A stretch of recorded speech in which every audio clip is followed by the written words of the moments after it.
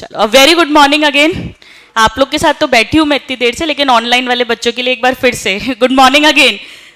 तुम लोग यार 4 बच्चे होते हो सुबह तो भी उतना ही धीमे गुड मॉर्निंग बोलते हो, तुम 40 हो जाते हो तो भी उतना ही गुड मॉर्निंग बोलते हो। A very good morning, that's great. चलिए, आज हम एक नया चैप्टर स्टार्ट कर रहे हैं, एवोल्यूशन, एनसीईआरटी 12th का।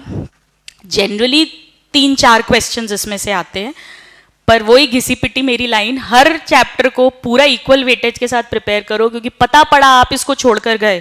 बच्चे बहुत पूछते हैं मैम एक चैप्टर बता दो जो मैं छोड़ के जा सकता हूँ। तो मैं बोलता हूँ भाई जब तू 37 चैप्टर्स पढ़ रहा है तो एक क्यों छोड़ के जाना चाहता है। और किस्मत खराब हुई और मान लो इसी में से 8 क्वेश्चन आ गए, कोर्ट केस थोड़ी ना करोगे। कोई ऑफिशियल नोटिफिकेशन तो है नहीं कि हम इसमें से 3 ही देंगे या 4 ही देंगे। तो हर चैप्टर को पूरा पढ़ो, और अभी टाइम है, तसल्ली से पढ़ो। कुछ इंपॉर्टेंट या लेस इंपॉर्टेंट नहीं है। जब वो टॉपिक पढ़ रहे हो उसको एंजॉय करके पढ़ो। उस समय नीट के बारे में मत सोचो, कोशिश करो उसको समझने की, घर जाके लर्न करने की। अपने आप क्वेश्चंस बन जाएंगे, अपने आप सिलेक्शन हो जाएगा। तो हम स्टार्ट करते हैं एवोल्यूशन। अब एवोल्यूशन का मतलब विकास। बेसिकली ये जो चैप्टर है ये कहानी की तरह है, क्योंकि इसमें हम सब पुरानी बातें कर रहे हैं। हम कहाँ से आए हैं, ऐसा हुआ होगा, इतने समय पहले यूनिवर्स ब्रह्मांड बना होगा, हमारी अर्थ बनी होगी, हमारी मिल्की वे गैलेक्सी बनी होगी, ऐसे करके हम इवॉल्व हुए होंगे। तो ये सब पास्ट का चैप्टर है, पूरा का पूरा एक स्टोरी की तरह इसको समझो, इंटरेस्ट लेके। बोरिंग सोचोगे, कितने लोग हैं जिसको एवोल्यूशन चैप्टर बोरिंग लगता है? हाँ, तो इसको अब बोरिंग मत सोचो। आप सोचोगे ना बोरिंग, तो ये डबल बदला लेगा आपसे, बोलेगा बेटा बोरिंग समझा ना, अब तुम्हारे तो क्वेश्चन बनने ही नहीं दूंगा मैं। तो ये तो बड़ी इंटरेस्टिंग बात है यार। इसमें पता चलेगा अपन कैसे बने हैं, इसमें पता चलेगा कीमोट्रॉफ पहले बने कि फोटोट्रॉफ पहले बने, इसमें पता चलेगा हेट्रोट्रॉफ पहले आए कि ऑटोट्रॉफ पहले आए, इसमें पता चलेगा कि लोग क्या क्या सोचते थे। लोग सोचते थे कि वो सड़े हुए वो बनियान में और वो उसको भूसा लपेट दिया और उससे चूहा बन गया। तो ये तो मजे आने चाहिए, ये तो बहुत इंटरेस्टिंग चैप्टर है एक स्टोरी की तरह। चलिए इसको स्टार्ट करते हैं।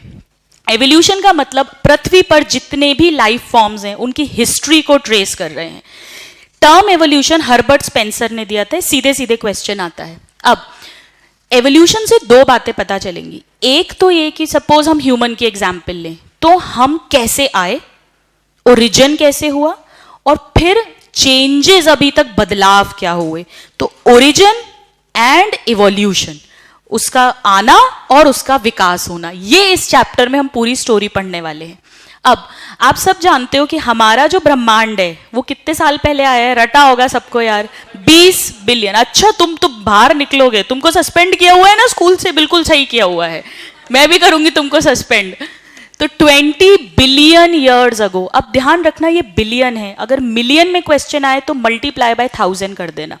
तो 20 बिलियन साल पहले ऐसा माना जाता है कि कुछ भी नहीं था और अचानक से एक बहुत बड़ा धमाका हुआ था जिसे हम इमेजिन भी नहीं कर सकते, कल्पना के परे, इतना बड़ा, अनइमेजिनेबल इन फिजिकल टर्म्स। और उसके बाद ये ब्रह्मांड यूनिवर्स बना था। सीधा सीधा क्वेश्चन है, एक्चुअली क्या हुआ होगा? बहुत बड़ा धमाका हुआ तो जितने भी पार्टिकल्स, जो भी कुछ था वो बिखर गया। जब वो बिखर गया तो कोई चीज जब बिखरती है तो धीरे धीरे टेम्परेचर कम होता है कि बढ़ता है? कम होता है। तो धीरे धीरे कूल डाउन हुआ। जब कूल डाउन हुए तो उन पार्टिकल से क्लाउड्स बनने लगे, हाइड्रोजन हीलियम के। ऐसे ही कई सारे क्लाउड्स जो हैं वो ऐसे डिस्क शेप में घूमने लग गए, और उसी से फिर सारी गैलेक्सीज बनी, जिसमें से एक हमारी मिल्की वे बनी। फिर उसमें प्लैनेट्स बने होंगे, जिसमें से एक प्लैनेट हमारी अर्थ बनी। तो बेसिकली यूनिवर्स जो है उसका ओरिजिन देखो, अलग अलग क्वेश्चन आते हैं। अर्थ का ओरिजिन कैसे हुआ, लाइफ का ओरिजिन कैसे हुआ, और यूनिवर्स का ओरिजिन कैसे हुआ? यूनिवर्स का origin 20 billion years ago, big bang theory, ये यूनिवर्स के ओरिजिन की है, ना कि लाइफ के ओरिजिन की। Very very important. नाउ ये बिग बैंग थ्योरी। और एक बात और, आप सबको फिजिक्स में पता होगा, 12th फिजिक्स लाइट पढ़ते हो, कि जो स्टेलार डिस्टेंसेस हैं यानी स्टार्स के, वो लाइट ईयर्स में नापे जाते हैं। अब उस समय क्या कंडीशंस रही होंगी जब अर्थ फॉर्म हुई होगी, यूनिवर्स फॉर्म हुआ होगा? क्या हुआ होगा? अर्थ की बात करते हैं। चलो, इसके बाद में 4.5 बिलियन ईयर्स अगो हमारी मिल्की वे बनी, यानी हमारी गैलेक्सी, आकाशगंगा। और इसी टाइम पर आकाशगंगा मतलब वो प्लैनेट्स बने, हमारी अर्थ भी बनी। तो यही टाइम है अर्थ के ओरिजिन का, इतने साल पहले। उस समय पे क्या था, एक तो हाई टेम्परेचर था, हाई मतलब 800 से 900 डिग्री सेल्सियस। 100 डिग्री पे तो पानी भाप बन जाता है, तो क्या उस समय पानी होगा? वाटर नहीं था उस समय पे, भाप थी, क्लाउड्स थे, बादल थे, लेकिन पानी नहीं था। पानी आता भी था तो वो फिर भाप बन के उड़ जाता था। तो वेरी वेरी हाई टेम्परेचर्स थे। अर्थ की कोर पे हैवी मेटल्स थे, नेचुरली हैवी मेटल्स बीच में आ गए, जैसे आयरन और निकल, ये सब कुछ। हाँ, गैसेस होंगी क्योंकि भाप तो बन रही है, तो हाइड्रोजन हीलियम गैसेस थे। इसके अलावा अमोनिया, वाटर वेपर, ये सब भी थे। फिर इनमें रिएक्शंस हुए होंगे तो मीथेन बनी। तो मीथेन मतलब कार्बन। इन सब में से पहला ये क्वेश्चन आता है, पहला ऑर्गेनिक कंपाउंड जो है वो मीथेन बना था, वेरी वेरी इंपॉर्टेंट। फिर इसके बाद CO2 निकली, भाई जैसे CH4 है, और जैसे ही H2 के साथ ये जुड़ा और पानी बना H2O, H2O और CH4, तो कहीं ना कहीं CO2 निकली होगी। O2 नहीं निकलती थी, मतलब ऑक्सीजन था, ध्यान से सुनो, ऑक्सीजन था in the form of CO2, in the form of NO, in the form of N2, NO2 या N2O, लेकिन मॉलिक्यूलर ऑक्सीजन नहीं था, फ्री ऑक्सीजन नहीं था। ये इंपॉर्टेंट है, ऑक्सीजन था लेकिन बाउंड फॉर्म में, ऑक्सीजन फ्री फॉर्म में नहीं था, मॉलिक्यूलर फॉर्म में नहीं था, एज एन इंडिविजुअल गैस नहीं था, इसीलिए उसे रिड्यूसिंग टाइप का एटमॉस्फेयर कहते थे। सीधा सीधा क्वेश्चन आता है, अभी उसकी और बात पढ़ेंगे। वो ऑक्सीजन क्यों नहीं था वो मैं अभी नहीं बता रही हूं, वो एक अलग कहानी है। नाउ इसके बाद एनर्जी के क्या सोर्सेस थे, हम अभी आज ही इकोसिस्टम में पढ़ेंगे। अब एनर्जी का क्या सोर्स है अर्थ का? सिर्फ सन, ओनली सन। बट उस टाइम पर सन से तो यूवी रेज आती थी, साथ में बड़े बड़े ज्वालामुखी फटते थे वॉल्केनिक, और बिजली जो कड़कती थी, लाइटनिंग, ये था, राइट। पर फ्री ऑक्सीजन नहीं थी, ये ध्यान रखना, मॉलिक्यूलर ऑक्सीजन नहीं थी, रिड्यूसिंग टाइप का था। हजारों बार इस पे क्वेश्चन आया हुआ है at the time of formation of earth. अब पहला नॉन सेल्यूलर, ये बहुत ट्रिकी और कंट्रोवर्शियल है, इसको अच्छे से समझ लेना। वैसे तो ऐसा कहते हैं कि 500 मिलियन साल बाद अर्थ पे लाइफ आई, पहली लाइफ। यानी कितने साल पहले? 4 बिलियन ईयर्स अगो। पर एनसीईआरटी में लिखा है 3 बिलियन ईयर्स अगो। मतलब एक जगह तो ये लिखा है कि 500 मिलियन साल बाद, और आगे के चैप्टर में, उसी चैप्टर में आगे लिखा है 3 बिलियन ईयर्स अगो। तो देखा जाए तो एक ही बात तो है। अगर मैं कह रही हूं 4 बिलियन साल पहले, तो मैं ये भी तो कह सकती हूँ 3 बिलियन साल पहले। 3 बिलियन के पहले ही तो 4 बिलियन हुआ होगा। आ रहा है समझ में? तो ऑप्शन अगर ऐसा आए कि अर्थ के बनने के कितने टाइम बाद, तो 500 मिलियन, ये आंसर लगाना। पर अगर ऐसा क्वेश्चन आए कितने बिलियन साल पहले, और अगर उसमें 3 और 4 दोनों ऑप्शन है, तो 3 लगाना अकॉर्डिंग टू एनसीईआरटी। ये पॉइंट नोट कर लेना, राइट। और अगर 4 दिया है, 3 नहीं दिया हुआ, तो फिर 4 लगा ही देना। ये नॉन सेल्यूलर था। नॉन सेल्यूलर मतलब वायरस की तरह, जेनेटिक मटेरियल होगा और प्रोटीन होगा। फिर पहला सेल जो बना, हम अभी पढ़ेंगे, वो ऑटोट्रॉफ नहीं थे, वो कैसे थे? हेट्रोट्रॉफ। एरोबिक होंगे कि एनारोबिक? एनारोबिक, क्योंकि फ्री ऑक्सीजन नहीं थी। प्रोकैरियोट होगा या यूकैरियोट? प्रोकैरियोट। तो पहला सेल जो बना वो 2 बिलियन साल पहले बना, और पहला यूकैरियोट सेल जो है वो 1.5 बिलियन साल पहले बना। ये सबसे लेटेस्ट है, सबसे एडवांस्ड है। तो 3 billion non cellular, 2 billion prokaryote and 1.5 billion eukaryote. ये सब एनसीईआरटी में दिया हुआ है। अर्थ के फॉर्मेशन के कितने टाइम बाद पहली लाइफ आई? 500, क्या यूनिट हमेशा याद रखो, मिलियन, 500 मिलियन साल। अब क्या क्या थ्योरीज हैं अर्थ के क्रिएशन की, लाइफ पर, अर्थ पर लाइफ आने की? यूनिवर्स की बिग बैंग थ्योरी है, और उसी से फिर अर्थ बनी। अब अर्थ पे लाइफ की क्या क्या थ्योरीज हैं, इसमें आपसे जो पूछते हैं, एक तो ये पूछेंगे कि ये थ्योरी किसकी है, ये अर्थ पे लाइफ आने की है। दूसरा पूछेंगे कि कौन इसका मेन एडवोकेटर था, और तीसरा अगर उससे जुड़ा हुआ कोई स्पेशल पॉइंट है तो वो पूछते हैं। तो पहली थ्योरी जो है वो स्पेशल क्रिएशन की है। स्पेशल क्रिएशन मतलब अलग अलग धर्म अलग अलग बात मानते हैं। जैसे हिंदू कहते हैं कि ब्रह्मा जो हैं वो क्रिएटर हैं, उन्होंने मनु और श्रद्धा, पहला आदमी और औरत बनाए और ऐसे के ऐसे पृथ्वी पर भेज दिए। यानी इस थ्योरी के अकॉर्डिंग हम आज जैसे हम वैसे ही बनाए गए थे, और हम अभी तक वैसे ही हैं, कोई एवोल्यूशन नहीं हुआ है। मुस्लिम्स मानते हैं कि अल्लाह ने ये पूरी पृथ्वी जो है, अगर मैं गलत नहीं बोल रही हूँ, 7 दिन में बनाई और आखिरी दिन 7वें दिन उसने मोस्ट एडवांस्ड इंसान को बनाया। जो बाइबल है, क्रिश्चियंस हैं वो ये मानते हैं कि गॉड ने एडम और ईव पहले मेल और फीमेल बनाए।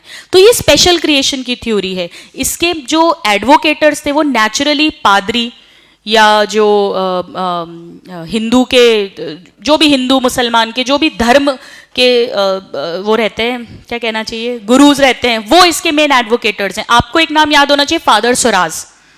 इन्होंने ये एडवोकेट करी थी थ्योरी, ये मेन एडवोकेटर थे, इनको कई लोगों ने सपोर्ट भी किया था। पर अब ये थ्योरी डिस्कार्ड हो चुकी है क्योंकि इसके अकॉर्डिंग अर्थ की एज जो है वो चंद साल पुरानी है, चंद हजारों साल पुरानी, जबकि साइंस ने प्रूव कर दिया है कि अर्थ जो है वो 4.5 बिलियन ईयर्स पहले बनी थी। तो अब ये डिस्कार्डेड है। अब दूसरी थ्योरी बहुत इंटरेस्टिंग थ्योरी है जिसको कहते हैं कैटास्ट्रोफिज्म। कैटास्ट्रोफिज्म मतलब प्रलयवाद की थ्योरी। याद होना चाहिए, सी से कैटास्ट्रोफिज्म, सी से कुवियर। उन्होंने ये कहा था कि पृथ्वी अचानक बनती है, एक प्रलय आती है, सब खत्म हो जाता है और फिर अचानक अपने आप बन जाती है। पर इसको भी अब डिस्कार्ड कर दिया गया है। तीसरी थ्योरी वेरी वेरी इंपॉर्टेंट, खूब धड़ल्ले से क्वेश्चन आते हैं, कॉस्मोजॉइक या पैनस्पर्मिया थ्योरी या एक्स्ट्रा टेरेस्ट्रियल। इसको रिचर ने और अर्हीनियस, रिचर मेन क्वेश्चन आता है, इन्होंने एडवोकेट किया था। इनके अकॉर्डिंग अर्थ पर लाइफ किसी दूसरे प्लैनेट से आई है, जैसे जादू आया था या पीके आया था, तो कोई दूसरे प्लैनेट से कोई स्पोर्स आए हैं और उस स्पोर में ताकत थी लाइफ क्रिएट करने की। पैनस्पर्मिया, उस स्पर्म जैसे यानी स्पोर के अंदर पूरी की पूरी, पैन मींस होल कैपेसिटी थी लाइफ बनाने की। कॉस्मोजॉइक मींस, कॉस्मोस मींस ब्रह्मांड से आया है, या एक्स्ट्रा टेरेस्ट्रियल मतलब अर्थ के परे से वो स्पोर आया है। इसे स्पोर थ्योरी भी बोल देते हैं कॉमन भाषा में। सीधे सीधे क्वेश्चन आता है इस पर, बहुत क्वेश्चन आता है। 3 थ्योरीज। नाउ 4th थ्योरी बहुत इंटरेस्टिंग है, abiogenesis. Bio means life, a bio means non living. Non living से लिविंग बना। नॉन लिविंग मतलब ये नहीं कहा था इन्होंने टेबल कुर्सी से इंसान बना है या लाइफ बनी है, इन्होंने कहा था डेड एंड डीकेइंग, मरा हुआ और सड़ता हुआ जो ऑर्गेनिक मैटर है, जानवर है, पेड़ है, उससे लिविंग बन गया। इसके मेन एडवोकेटर, खूब धड़ल्ले से क्वेश्चन आता है, वॉन हिलमॉन्ट थे और उनका बहुत फेमस है, आप सबने सुना होगा, उन्होंने वो भूसे का ढेर था, अंधेरा कर दिया कमरे में और फिर उसमें पसीने से तर गंदी सी बनियान जो है वो डाल दी और फिर 21 कुछ दिन बाद जब वो वहां पर गए, मैं डिटेल्स नहीं बता रही हूँ, तो उन्हें वहां पे चूहे दिखे, तो उन्होंने ये कहा कि वो जो भूसा था, पसीना था, मड गंदगी थी, उससे ये चूहे बन गए। जबकि कहीं ना कहीं क्या हुआ होगा, वहां ऑलरेडी कोई चूहा होगा, दो चूहा चूहिया होगी और उनका सेक्सुअल रिप्रोडक्शन हुआ होगा और उससे वो चूहे बने होंगे। तो ये लोग ये भी मानते थे कि नाइल रिवर, क्योंकि उस समय पर इजिप्ट का सिविलाइजेशन मेन था, कि नाइल रिवर में जो नाइल रिवर की मड है ना, उससे नाइल रिवर के क्रोकोडाइल और कछुए और फ्रॉग, ये सब कुछ उससे बना है। तो ए बायोजेनेसिस की थ्योरी बहुत इंपॉर्टेंट है, अपने आप डेड डीकेइंग से बन रहा है, इसे थ्योरी ऑफ स्पॉन्टेनियस जनरेशन बोलते हैं या ऑटो बायोजेनेसिस या ए बायोजेनेसिस की थ्योरी वॉन हिलमॉन्ट ने दी थी। फेमस था इनका एक्सपेरिमेंट, लेकिन इसे डिस्कार्ड किया 3 साइंटिस्ट ने 3 अलग अलग सदी में। ध्यान से सुनिएगा, 3 साइंटिस्ट जो थे उन्होंने कहा ऐसा नहीं होता, लाइफ सिर्फ लाइफ से आ सकती है, यानी थ्योरी ऑफ बायोजेनेसिस। 3 साइंटिस्ट के नाम है Redi, Spallanzani and Pasteur, Louis Pasteur. इन्होंने 17th सेंचुरी में, इन्होंने 18th सेंचुरी में और इन्होंने 19th सेंचुरी में अलग अलग एक्सपेरिमेंट्स किए जो ऑलमोस्ट सिमिलर थे। मैं सिर्फ इनका एक्सपेरिमेंट अभी बताऊंगी, ऑलमोस्ट सेम एक्सपेरिमेंट्स थे और तीनों ने ये बताया कि लाइफ लाइफ से आती है। तो अगर क्वेश्चन आए कि ए बायोजेनेसिस की थ्योरी को किसने डिस्कार्ड किया और ये 3 ऑप्शंस हैं, ऑल ऑफ द अबव है, तो आंसर ऑल होगा। बट फाइनली जो सब माने थे वो इनसे, तो अगर ऑल नहीं है तो ये आंसर लगाकर आना, ठीक है। अब इनका एक्सपेरिमेंट बहुत सिंपल था, यहां पर आपको दिखा देती हूं ये एक्सपेरिमेंट। इसमें कुछ नहीं है, इन्होंने क्या किया था, ये एक फ्लास्क लिया, इस फ्लास्क में इन्होंने यीस्ट भी था, ब्रॉथ लिया, ब्रॉथ मतलब अभी ऐसा समझ लो एक घोल बनाया, मीट वीट सब डाल डूल के, और उसको खूब अच्छे से हीट करा। हीट इसलिए करा ताकि अगर इसमें कोई माइक्रो ऑर्गेनिज्म है, यीस्ट वीस्ट है, तो वो सब मर जाए, क्योंकि यही तो पता करना है कि इस मरे हुए से लाइफ बनेगी कि नहीं बनेगी, तो अच्छे से किल कर दिया। अब इन्होंने जो फ्लास्क लिया वो ऐसा स्वान, हंस की गर्दन जैसा लिया, तो इन्होंने देखा कि लाइफ क्रिएट नहीं हुई, लाइफ क्रिएट नहीं हुई। अगर इस मरे हुए से लाइफ क्रिएट होती तो होनी चाहिए थी, क्योंकि उन्होंने यहां पर शुगर वुगर बाकी सब कल्चर मीडिया सब कुछ डाला हुआ था, पर लाइफ क्रिएट नहीं हुई। फिर इन्होंने इसको तोड़ दिया, तो अब इनकी इसकी गर्दन ऐसी बन गई। तब इन्होंने देखा लाइफ क्रिएट हो गई, तो उन्हें ये समझ में आया कि एक्चुअली लाइफ इस मरे हुए यीस्ट से नहीं क्रिएट हुई है, एक्चुअली हवा में माइक्रो ऑर्गेनिज्म है, वो यहां आए, उसे कल्चर मीडिया मिला और वो ग्रो कर गए। और यहां पर वो आए तो थे क्योंकि खुला हुआ था मुंह, लेकिन यहां ट्रैप हो गए थे, यहां पहुंच नहीं पाए थे। तो इस तरह से उन्होंने प्रूव किया था फाइनली कि life can originate only from life. Theory of biogenesis was finally proven by him. So he showed pre sterilised flask है, देखो स्टेराइल किया था, उसमें कोई माइक्रो ऑर्गेनिज्म जिंदा नहीं रहना चाहिए, पूरी तरह से हीट कर दिया था। Life did not come from killed yeast, question आता है। While in another flask which was left open to air, living organisms arose from killed yeast, actually not from killed yeast, from air, वहां से जो micro organism जिंदा आए थे। Very very important, finally refute किया था, डिस्कार्ड किया था ए बायोजेनेसिस की थ्योरी को लुइस पास्चर ने।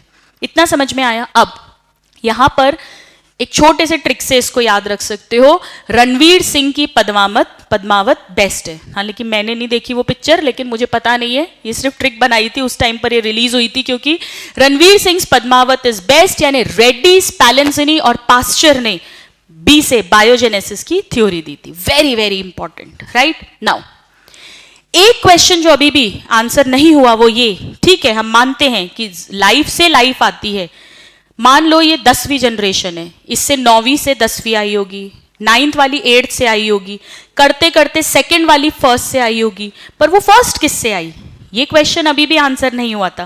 पहली लाइफ कहां से आई, चलो पहली आ गई, फिर तो आती गई लाइफ, पर पहली लाइफ कहां से आई, वो क्वेश्चन अभी भी कोई जवाब नहीं दे पाया था, और उसका जवाब दिया ओपेरन एंड हेल्डन ने। वेरी वेरी इंपॉर्टेंट, खूब क्वेश्चन आते हैं ओपेरन एंड हेल्डन। समझिए क्या क्या क्वेश्चन आते हैं। पहला क्वेश्चन, ओपेरन रशियन थे, ये क्वेश्चन आता है, और हेल्डन इंग्लैंड के थे।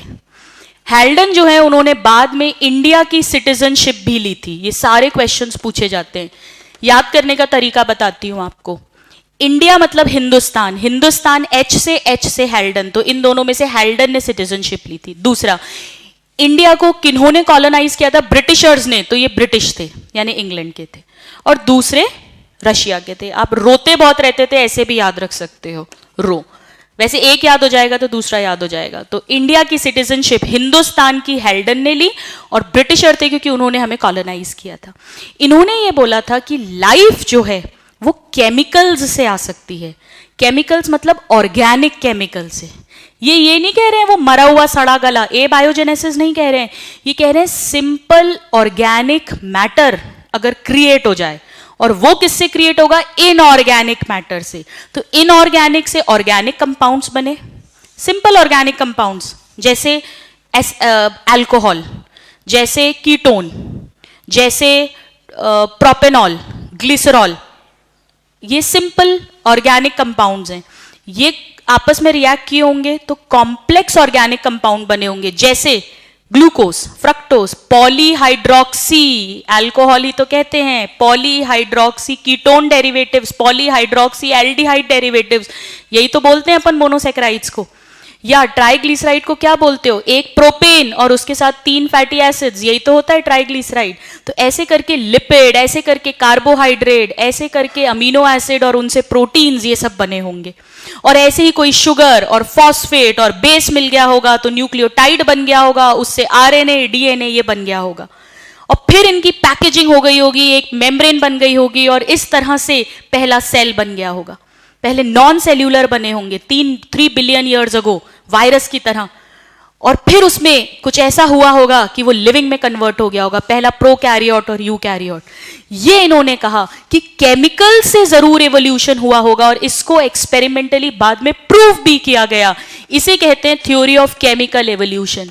तो जिसके पहले आप भूल भुलैया में खो जाओ, मैं बता दूं कि हम पढ़ रहे हैं अर्थ पे लाइफ की थ्योरीज, लाइफ का ओरिजिन कैसे हुआ, ये सारी वो थ्योरीज हैं। स्पेशल क्रिएशन, प्रलयवाद, कैटास्ट्रॉफ, कॉस्मोजॉइक या पैंस्पर्मिया थ्योरी, बायोजेनेसिस और केमिकल एवोल्यूशन, ये सारी थ्योरीज पृथ्वी पर जिंदगी कैसे आई, लाइफ कैसे आई, उसकी थ्योरी है। इतना समझ में आया? अब कीमोजेनेटिक थ्योरी भी बोल सकते हो, कीमोसिंथेटिक थ्योरी भी बोल सकते हो, नाम समझ में आ रहे हैं अब। ओपेरन हेल्डन थ्योरी भी बोल सकते हैं। मोस्ट एक्सेप्टेड थ्योरी है ओरिजिन ऑफ लाइफ की। Oparin, हेल्डन, England, Russia, settled in India, ये सब क्वेश्चन आते हैं। ओ से ओपेरिन, ओपेरिन ने ओरिजिन ऑफ लाइफ थ्योरी उसी के, ये बुक लिखी थी, क्वेश्चन आता है। पहला लाइफ फॉर्म जो है वो नॉन लिविंग ऑर्गेनिक मॉलिक्यूल्स यानी प्रोटीन, आरएनए, इनसे बना, जो किससे बने, इनऑर्गेनिक मॉलिक्यूल से। एक फ्लो चार्ट के फॉर्म में आपको सब कुछ बता देती हूं जो मैं बोल चुकी हूं। फ्री एटम्स होंगे, कार्बन, हाइड्रोजन, नाइट्रोजन, ये सब कुछ। इससे छोटे छोटे इनऑर्गेनिक मॉलिक्यूल्स बने होंगे लाइक H2, NH3, CO2, ये सब कुछ। उस समय खौलता हुआ पानी था, ये क्वेश्चन आता है, लाइफ पानी में ओरिजिनेट हुई है। हॉट बॉइलिंग वाटर था जिसको हेल्डन ने कहा था हॉट डाइल्यूट सूप, H से हेल्डन, H से हॉट डाइल्यूट सूप। वहां पर एनर्जी सोर्सेस थे, यूवी रेज आ रही होंगी, लाइटनिंग हो रही होगी, वॉल्केनिक इरप्शंस के कारण वहां पे एनर्जी मिल रही होगी, उस एनर्जी के कारण ये सब इंट्रैक्ट किए होंगे, तो सिंपल ऑर्गेनिक मॉलिक्यूल्स बने लाइक अल्कोहल, एल्डिहाइड, ये सब कीटोन्स। फिर इनसे सिंपल शुगर और अमीनो एसिड। तो ये क्वेश्चन आता है, पहले जो बने हैं वो शुगर और अमीनो एसिड बने, लिपिड्स और न्यूक्लिक एसिड्स बाद में बने। फिर पॉलीमराइजेशन हुआ होगा तो प्रोटीन, कार्बोहाइड्रेट्स बन गए, पॉलीसेकेराइड, और फैटी एसिड्स बने। पहले इतना ध्यान रख लेना, पहले कार्बोहाइड्रेट प्रोटीन बने, फिर लिपिड्स बने। फिर लिपिड्स के बाद नाइट्रोजन बेसिस बनने लग गई होंगी, न्यूक्लियोसाइड, न्यूक्लियोटाइड, और फिर न्यूक्लिक एसिड। अब बहुत इंपॉर्टेंट है कि मुर्गी पहले आई या चूजा, इसका मतलब समझना। कौन सा न्यूक्लिक एसिड पहले बना, आरएनए या डीएनए? देखिए, डीएनए से आरएनए बनता है, अब हम जानते हैं, और आरएनए से प्रोटीन बनता है, और इसमें एंजाइम लगता है, डीएनए पॉलीमरेज। यहां पे भी एंजाइम्स लगते हैं कई सारे, ट्रांसक्रिप्शन वाले, ट्रांसलेशन वाले। और एंजाइम्स क्या होते हैं? प्रोटीन्स होते हैं, ये भी प्रोटीन है मतलब। अब देखो, डीएनए से आरएनए बनाने के लिए प्रोटीन चाहिए, पर प्रोटीन तो आरएनए से बनता है। तो पहली बार अगर डीएनए था तो डीएनए से आरएनए के लिए जो एंजाइम्स चाहिए वो तो अभी बने ही नहीं थे, वो तो बाद में बनेंगे। जैसे अंडे के लिए चूजा चाहिए, और चूजा कहां से आया होगा? अंडे से आया होगा। वही वाली कहानी है कि पहले चूजा आया या पहले अंडा आया, पहले मुर्गी आई या पहले अंडा आया। तो भाई अगर आपको डीएनए से आरएनए बनाना है पहली बार, अभी कुछ नहीं है एटमॉस्फेयर में, तो आपको एंजाइम चाहिए, प्रोटीन चाहिए।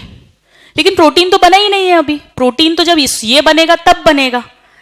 तो ये बहुत बड़ा प्रश्न था, और इसको अभी रिसेंटली 1970s में ही हरगोविंद खुराना ने इसको क्लियर किया।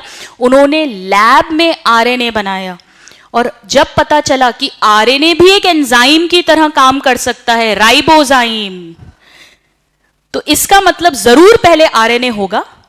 उसने जेनेटिक मटेरियल की तरह भी बिहेव किया, उसने एंजाइम की तरह भी बिहेव किया, और उसने प्रोटीन्स बनाए। अगर डीएनए होता तो डीएनए सिर्फ जेनेटिक मटेरियल की तरह बिहेव कर पाता, एंजाइम कैसे बनाता? क्योंकि वो एंजाइम नहीं है, वो एंजाइम की तरह काम नहीं करता। आ रहा है समझ में थोड़ा बहुत? इसीलिए आरएनए पहला जेनेटिक मटेरियल है, ये क्वेश्चन पूछा जाता है, because it can act both as heredity material, genetic material, as well as an enzyme. That is why फिर कहीं ना कहीं एवोल्यूशन में आरएनए मतलब सिंगल चेन होती है, फिर कहीं ना कहीं वो 2 चेन्स हो गई होंगी, उससे फिर डीएनए बन गया होगा, यूरेसिल थाइमीन में कन्वर्ट हो गई होगी, ribose sugar deoxy ribose sugar में कन्वर्ट हो गई होगी, ऐसे थोड़े थोड़े चेंज हुए होंगे, तो आरएनए कन्वर्ट हो गया होगा कुछ डीएनए में। फिर नेचर ने देखा होगा कि यार डीएनए तो ज्यादा स्टेबल कंपाउंड है, तो धीरे धीरे करके डीएनए ने जेनेटिक मटेरियल की तरह रिप्लेस कर दिया आरएनए को, और आज एक्सेप्शंस के अलावा जेनेटिक मटेरियल मोस्टली डीएनए होता है। पर पहला जेनेटिक मटेरियल क्या रहा होगा? RNA, because it can act as both enzyme as well as heredity material, very very important. तो आरएनए जब बना, ये पहला चिन्ह था लाइफ का, ये क्वेश्चन पूछते हैं। क्यों? इसलिए क्योंकि लाइफ तब बोलते हैं जब उससे नई लाइफ बन सके, उसमें रिप्रोडक्शन की कैपेसिटी हो। प्रोटीन, कार्बोहाइड्रेट, लिपिड्स बनने तक रिप्रोडक्शन की कोई कैपेसिटी नहीं थी। आरएनए पहला हेरिडिटी मटेरियल है, यहां संभावना है नया जीव उससे उत्पन्न होने की, इसीलिए इसके बनने को फर्स्ट साइन ऑफ लाइफ बोलते हैं।